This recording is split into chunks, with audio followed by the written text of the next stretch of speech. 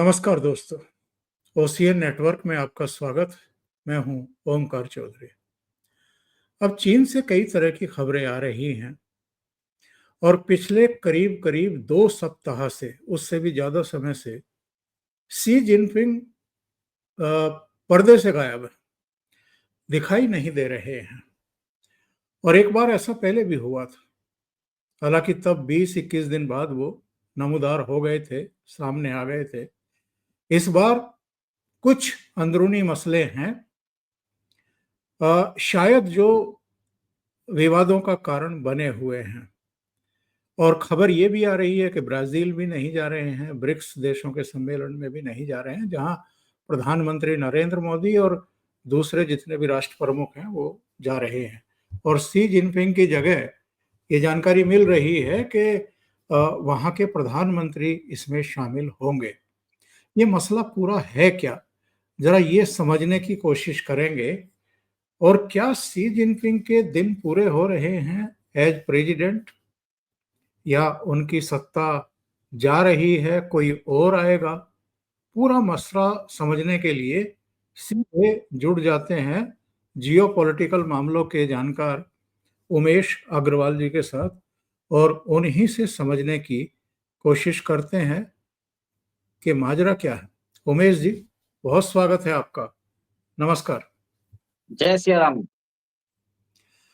तो उमेश जी, ये बताइए कि शी जिनपिंग के बारे में जो तमाम तरह की चर्चाएं इधर चल रही हैं, एक बात तो ये कही जा रही है कि चूंकि ब्राजील स्टेट गेस्ट की तरह प्रधानमंत्री नरेंद्र मोदी को रिसीव करने जा रहे हैं, उनके सम्मान में एक रात्रि भोज भी दे रहे हैं, एक विशेष कार्यक्रम कर रहे हैं, इसलिए चिढ़ गए हैं शी जिनपिंग और उन्होंने ब्राजील जाना स्थगित किया है, अपने प्रधानमंत्री को भेज रहे हैं। G20 के नई दिल्ली सम्मेलन में भी वो नहीं आए थे। उनको पता था कि प्रधानमंत्री नरेंद्र मोदी ही फोकस में रहेंगे और वो साइड लाइन हो जाएंगे। तो मसला क्या है? पहले तो ये कि ब्राजील यात्रा उन्होंने स्थगित क्यों की है, और दूसरे चीन में क्या चल रहा है? देखिए सर जी, जी जिनपिंग जो हैं चाइना के 7th प्रेसिडेंट है। और वो जब प्रेसिडेंट बने थे तो उन्होंने चाइना के अंदर जो बताया जाता है तीनों इम्पोर्टेंट पोस्ट पे उनका राज चल रहा है। General secretary of Chinese Communist Party, और एक तरह से president of China, People's Republic of China, फिर एक तरह से वो चेयरमैन है चाइनीज सेंट्रल मिलिट्री कमीशन के। तो एक तरह से एक्सेसिव सेंट्रलाइजेशन ऑफ पावर कर लिया है। और 2 साल पहले आपने देखा होगा सीसीपी की मीटिंग हुई थी, एनुअल मीटिंग, जिसके अंदर जो नेता थे हु जिनताओ को उनको एस्कॉर्ट करके निकाला गया सर से, मतलब एक तरह से ह्यूमिलिएट किया गया। तो अगर आप ह्यूमिलिएट करोगे और एक तरह से अपनी तानाशाही दिखाओगे तो ये अप्रूवल नहीं दिया जाएगा। और उसके कारण आप देख रहे हैं उनके खिलाफ रिजेंटमेंट बढ़ता जा रहा है। देखिए, खबर तो यहाँ तक आ चुकी है पहले कि उनकी तबीयत खराब है और उनको ब्रेन का कुछ प्रॉब्लम भी है, और उनके सोचने समझने की शक्ति एक तरह से खत्म सी हो चुकी है। अभी ये इवेंट्स क्यों हैं वो बताता हूँ। सबसे पहले आप ये देखिए कि जो जी जिनपिंग की जो वाइफ है, ली पेंगयांग, वो बताया जाता है कि तकरीबन 3 या 4 महीने से वो दिखी नहीं है। और लास्ट टाइम जो ब्राजील के जो राष्ट्रपति गए थे उधर, उनकी वाइफ के साथ वो दिखाई गई थी, और वहां पे चाइना के कल्चरल सेंटर में उनको दिखाई दिया। That was the last known public appearance. 4 महीने से वो दिखी नहीं है, ठीक है। और बताया जाता है कि she might have been detained और she might have been executed. दोनों में से कुछ मालूम नहीं क्या है। सेकेंड, उनकी डॉटर के ऊपर, जी मिंजे के ऊपर भी बात आपने देखा है कि कैसे लॉरा लूमर ने अमेरिका के अंदर जो है वो बताया कि ये अमेरिका में क्यों है। और जी मिंजे जो है अमेरिका में बहुत दिनों से रह रही थी। अब उनकी डॉटर को भी लास्ट देखा गया जो बेलारूसियन प्रेसिडेंट है लुकाशेंको, वो जब चाइना गए थे तो उनके साथ स्टेट डिनर पे दिखी गई। उसके बाद उनके ऊपर कुछ भी, कोई भी एक तरह से कोई न्यूज़ नहीं है।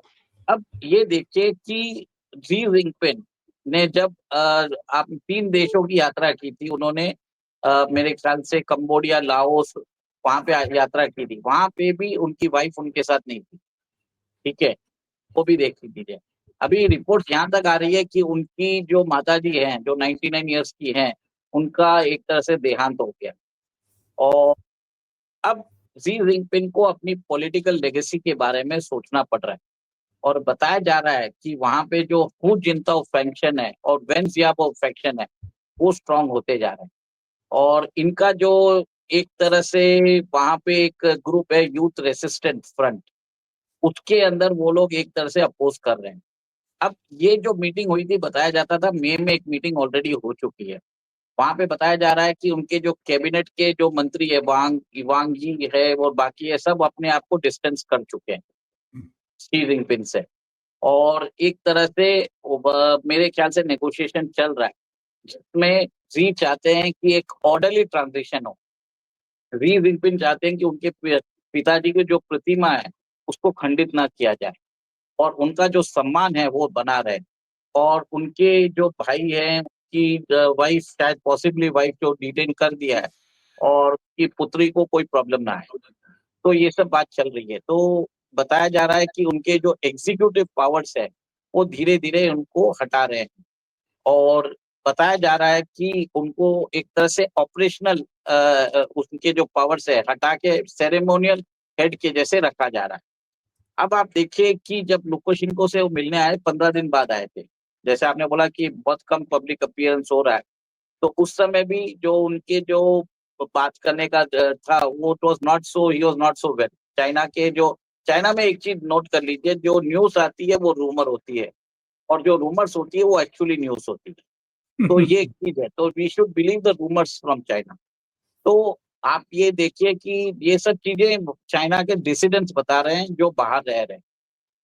अब वहां पे जो वाइस चेयरमैन है सेंट्रल मिलिट्री कमीशन के, उनका नाम है जांग यूजियान।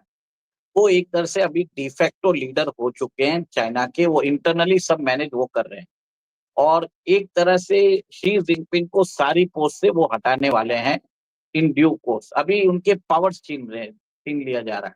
आपके पास अगर कोई पावर है, और एक चीज है, उनके जो पास में जो करीबी मिलिट्री जनरल्स है, उनको भी हटाया जा रहा है। तो एक तरह से जब हटाया जाए तो एक तरह से रिवोल्ट ना होने से एक तरह से वो अपनी पकड़ बनाए रखना चाह रहे हैं। अब हु जिनटाओ और वेन जियाबो फैक्शन चाहते हैं, वहां पे एक लीडर है, टेक्नोक्रेट है, वांग यांग। उसको लोग वहां पे बोल रहे हैं कि he might become the next successor of जी। देखिए, कुछ कंफर्म कुछ नहीं है, लाइकलीहुड की बात चल रही है, स्पेक्यूलेशंस की बात चल रही है। और अभी जो है पूरी सत्ता जो है जांग यूजिंग के हाथ में, जो वहां पे वाइस चेयरमैन है सेंट्रल मिलिट्री कमीशन पे। देखिए, बहुत जगह देखिए, आप ये भी सोचिए कि चाइना कभी भी ऐसी सब स्थिति जानबूझ के भी मैन्युफैक्चर कर सकता है। We cannot know anything. और आपने देखा है कि जिस हिसाब से ताइवान के ऊपर उन्होंने एक तरह से अपना मिलिट्री जो रेड्स है, जो मिलिट्री उनके प्लेन्स है, जो उनके ऊपर उड़ के जाते हैं, एयर डिफेंस आइडेंटिफिकेशन जोन को ब्रीच कर रहे हैं, और वो जो डैश लाइन है उसको ब्रीच कर रहे हैं। तो उसका भी एक तरह से ये एक सोची समझी चाल भी हो सकती है कि ये खबर एक बार फ्लोट करते जाए और अचानक वो हमला भी कर सकते हैं। तो possibility, another thought of process ये चल रहा है। बट एक चीज है, लाइकलीहुड की सी जिनपिंग ने अपने को एक तरह से प्रेसिडेंट फॉर लाइफ जिस दिन चुन लिया था, उसी दिन बताया जाता है कि चाइना के अंदर उनके खिलाफ आक्रोश है, रोष है, और क्योंकि उनकी इकोनॉमी भी बरोबर नहीं चल रही है। उनके जो तुगलकी डिसीजन होता था कि एक आदमी को अगर कोविड वायरस होता था तो सारी कॉलोनी को बंद कर देते थे वो। और जिस हिसाब से चाइना की इकोनॉमी ड्विंडल होती जा रही है, ट्रेड वॉर्स करते जा रहे हैं, और सब जगह वो अपना अथॉरिटेरियन रिजीम दिखाना चाह रहे हैं, तो वर्ल्ड ओवर चाइना के खिलाफ हेट्रेड बढ़ा है। वर्ल्ड ओवर उनकी इकोनॉमी डाउन होती जा रही है, और उनका डेब्ट और जीडीपी डाउन होता जा रहा है। मतलब डेब्ट टू जीडीपी इंक्रीज हो रहा है, 300% के ऊपर चले गया। मतलब अगर आप चाइना के अंदर $3 दोगे तो $1 की इंक्रीमेंटल जीडीपी इंक्रीज होगी। भारत का डेब्ट टू जीडीपी बता देता हूँ, 83% है। जो लोग जिन लोगों को समझना रहेगा, सेकेंड, चाइना के अंदर रियलिटी सेक्टर डाउन में आपने देखा होगा, उनकी जो रियलिटी फर्म्स है, एवरग्रांड है, वांके ग्रुप है, इन लोगों ने अपने ओवरसीज डेब्ट्स को डिफॉल्ट कर दिया। चाइना के अंदर बात किया जा रहा है कि उनकी जो रियलिटी कंपनीज है, रियलिटी सेक्टर, पिछले 18 महीने से कंटिन्यूसली उनके दाम गिरते जा रहे हैं। और जो लोकल गवर्नमेंट जिन्होंने जिनका डेप्ट अराउंड 70% ऑफ चाइनीज जीडीपी है, वो एक तरह से वहां पे डिफॉल्ट चालू हो चुके हैं। अभी मैं बता देता हूँ, चाइना की जीडीपी है $18 ट्रिलियन। उसका अगर 70% अगर आप हिसाब लगा लें जो डेप्ट होता है, तो तकरीबन 12 ट्रिलियन होता है। भारत की इकोनॉमी की साइज है 4 ट्रिलियन। आप सोचिए, वहां पे $12 trillion local government finance vehicles के थ्रू उनके पास है। ये सब पैसा इसके लिए लोगों ने उठाया है कि चाइना के अंदर रियलिटी बूम करने के लिए। चाइना के अंदर आज 51 गोस्ट टाउन्स है, और बताया जाता है कि एक गोस्ट टाउन को बनाने में कम से कम $100 बिलियन लग रहा है। और सर जी, ये भी चीज नोट करिए, उन्होंने हाई स्पीड रेल लाइन भी बनाई है, इस जो भी एक तरह से व्हाइट एलिफेंट साबित हुए हैं।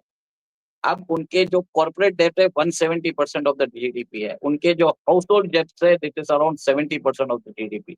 मतलब एक तरह से सोचिए, उनकी इकोनॉमी अगर 18 ट्रिलियन की है तो 50 ट्रिलियन का डेप्ट है। वहां पे बताया जा रहा है कि रेस्टोरेंट्स बंद होते जा रहे हैं, वहां पे मॉल्स में लोग कोई नहीं जा रहा है, पीपल आर सेविंग फॉर, मतलब कोई इन्वेस्टमेंट नहीं कर रहा है रियलिटी सेक्टर में। लोग वहां पे शादी नहीं करना चाहते, टोटल फर्टिलिटी रेशियो कम होती जा रही है, इंजीनियर्स को जॉब नहीं मिल रहे हैं, nobody is willing to go and work in factories. Factories में कोई काम करना नहीं चाहता है, ब्लू कॉलर जॉब्स कोई लेना नहीं चाहता। ऊपर से उधर कॉस्ट भी बढ़ गया है। देखिए, भारत के अंदर बताया जाता है कि एवरेज लेबर कॉस्ट अराउंड $300 है, चाइना में वो $1200 है आज की डेट में। तो बहुत सारी कंपनीज चाइना छोड़ के भारत की तरफ और वियतनाम और मेक्सिको की तरफ जा रही है। तो एक तरह से बहुत वाइड स्प्रेड प्रॉब्लम्स हम देख रहे हैं। और अभी आपने देखा है कि चाइना में अभी जो मैसिव फ्लड्स आ रहे हैं, जिस हिसाब से उनकी 2 प्रोविंसेस में आए हैं, तो बहुत कुछ एक तरह से वहां पे अंदर एक सिस्टम चरमरा रहा है अंदर से।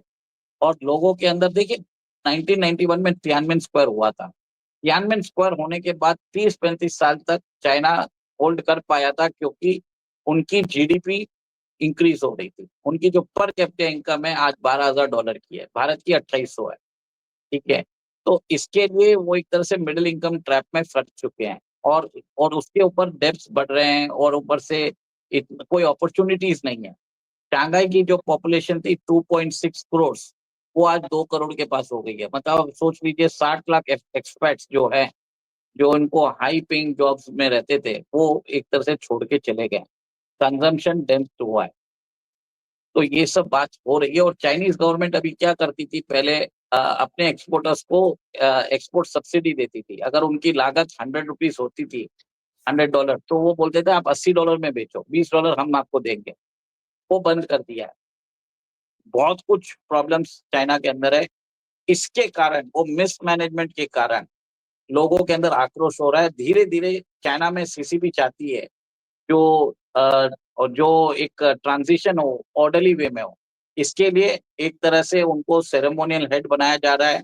सितंबर में उनका कोई वहां पे कुछ सेरेमनी होगी, उसके बाद शायद वो उनको हटने को बोल दिया जाएगा। तो ये और बात चल रही है। ये जो ब्राजील ना जाने की बात है, ये ईगो प्रॉब्लम है, इनसिक्योरिटी है, क्या है? क्योंकि ट्रम्प ने भी बुलाया था उनको, जब ट्रेड पर बात हुई थी, ये वहां भी नहीं गए थे। देखिए, ट्रम्प को तो मालूम हो गई ना, सीआईए को तो सारी जानकारी मालूम रहती है। और उन्होंने उनको अपने इनॉग्रेशन पे ही बुला लिया था, उस समय भी नहीं गए थे। तो कहीं ना कहीं वो दुनिया में एक मैसेज भेजना चाहते हैं कि चाइना के जी जिनपिंग की हालत खराब है। अमेरिका डायरेक्ट तो बोलेगा नहीं, पर ऐसे एक तरह से सिचुएशन क्रिएट करेगा कि जिसमें वो बात अपने आप ही उजागर हो जाए। तो एक तरह से ट्रम्प ने तो मेरे हिसाब से एक तरह से चाल खेली है उनके खिलाफ। ब्राजील वाला ब्राजील प्रधानमंत्री वाला ने। भी ऐसा ही है। आप ये देख लीजिए, ब्राजील में भी अगर आपने देखा होगा, उनको जो मेरा मानना है, भारत के प्रधानमंत्री को एक तरह से सम्मान मिल रहा है। भारत एक तरह से ऑल्टरनेटिव बन के उभर रहा है। चाइना को कुछ ऑफर नहीं है, आज वो ब्रिक्स में कुछ ऑफर नहीं कर सकता, उसको कुछ बोलने के लिए कुछ नहीं है। तो एक तरह से उसने सोचा कि एक तरह से पुतिन भी नहीं आ रहे हैं तो मैं भी नहीं जाऊं, तो एक तरह से वो दिखाना चाहते हैं कि मेरे प्रेजेंस के बगैर ब्रिक्स चल नहीं सकता। शायद ये भी एक हो सकता है चाइनीज गवर्नमेंट का। तो उन्होंने, जैसे आपने देखा G20 में ली कियांग आए थे, वैसे ही ली कियांग को भेज दिया है यहाँ पे। उमेश जी, बहुत बहुत धन्यवाद इस अपडेट के लिए। बहुत महत्वपूर्ण सूचनाएं चीन के बारे में आपने दर्शकों को दी हैं। Thank you so much. जय सिया नमस्कार। राम। जय सिया राम।